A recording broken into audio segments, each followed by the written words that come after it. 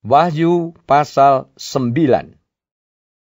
Lalu malaikat yang kelima meniup sangkakalanya, dan aku melihat sebuah bintang yang jatuh dari langit ke atas bumi, dan kepadanya diberikan anak kunci lubang jurang maut. Maka dibukanyalah pintu lubang jurang maut itu. Lalu naiklah asap dari lubang itu bagaikan asap tanur besar, dan matahari dan angkasa menjadi gelap oleh asap lubang itu. Dan dari asap itu berkeluaranlah belalang-belalang ke atas bumi, dan kepada mereka diberikan kuasa, sama seperti kuasa kalajengking di bumi.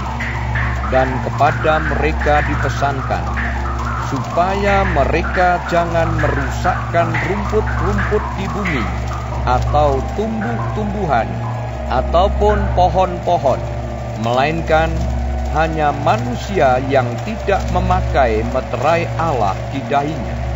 Dan mereka diperkenankan bukan untuk membunuh manusia, melainkan hanya untuk menyiksa mereka 5 bulan lamanya, dan siksaan itu seperti siksaan kalajengking apabila ia menyengat manusia. Dan pada masa itu orang-orang akan mencari maut, tetapi mereka tidak akan menemukannya, dan mereka akan ingin mati, tetapi maut lari dari mereka.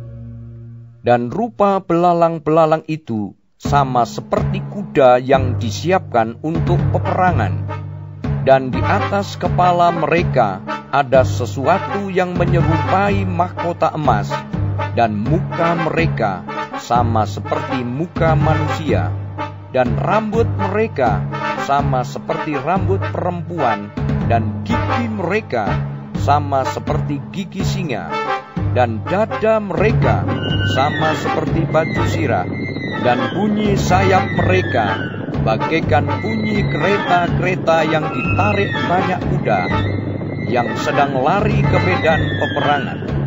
Dan ekor mereka sama seperti kalajengking, dan ada sengatnya, dan di dalam ekor mereka itu terdapat kuasa mereka untuk menyakiti manusia 5 bulan lamanya. Dan raja yang memerintah mereka ialah malaikat jurang maut. Namanya dalam bahasa Ibrani ialah Abaddon, dan dalam bahasa Yunani ialah Apollyon. Celaka yang pertama sudah lewat. Sekarang akan menyusul 2 celaka lagi.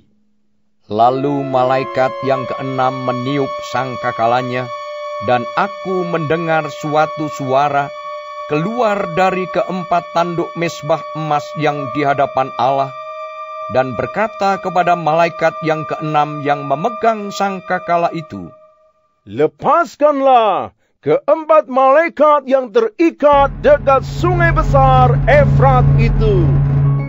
Maka dilepaskanlah keempat malaikat yang telah disiapkan bagi jam dan hari, bulan dan tahun, untuk membunuh 1/3 dari umat manusia.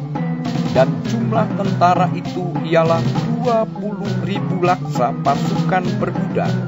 Aku mendengar jumlah mereka. Maka demikianlah aku melihat dalam penglihatan ini kuda-kuda dan orang-orang yang menungganginya. Mereka memakai baju sirah, merah api dan biru dan kuning belerang warnanya. Kepala kuda-kuda itu sama seperti kepala singa, dan dari mulutnya keluar api dan asap dan belerang.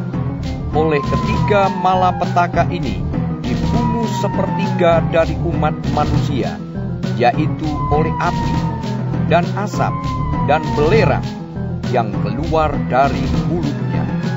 Sebab kuasa kuda-kuda itu terdapat di dalam mulutnya dan di dalam ekornya.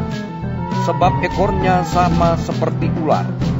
Mereka berkepala, dan dengan kepala mereka itu mereka mendatangkan kerusakan. Tetapi manusia lain yang tidak mati oleh malapetaka itu tidak juga bertobat dari perbuatan tangan mereka. Mereka tidak berhenti menyembah roh-roh jahat dan berhala-berhala dari emas dan perak, dari tembaga, batu dan kayu, yang tidak dapat melihat atau mendengar atau berjalan, dan mereka tidak bertobat daripada pembunuhan, sihir, percabulan, dan pencurian.